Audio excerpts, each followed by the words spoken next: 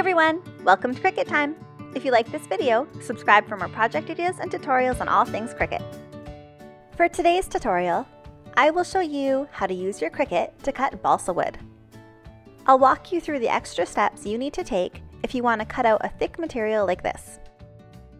For this project, I'll be using a tin basket, some balsa wood that I picked up on Amazon, and some twine. If you're using a Cricut Maker or Maker 3, you can cut materials up to 2.4 millimeters thick. When you're cutting balsa wood, you need to use a strong grit mat, which is the purple mat. Now take some tape and secure all four sides down to the mat. The goal here is to prevent any movement on the mat. To avoid getting sticky residue on your blade, make sure the tape isn't in the area that will be cut out. This mat is ready to go. Now let's get the machine ready. For thick materials like this, there are two things we need to do.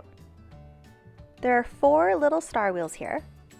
These all need to be moved over to the right-hand side so they don't leave imprints in the wood. Next, we need to switch the blade to the knife blade. Just take your normal blade out of clamp B and pop this one in.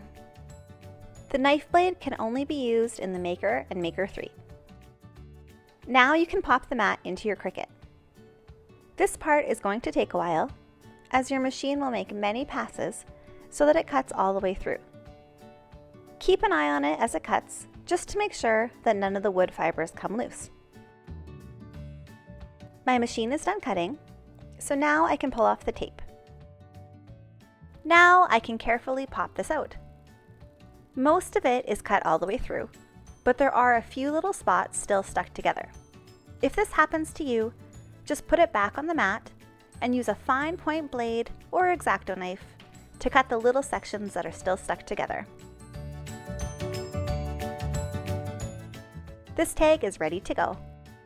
Now I can grab my twine and tie it around the tin. I'll just thread the tag through and tie a bow. This looks great. All I have to do now is add in some fall foliage.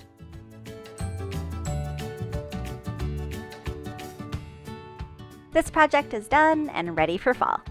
Thanks for watching, and don't forget to subscribe for more project ideas and tutorials on all things Cricut.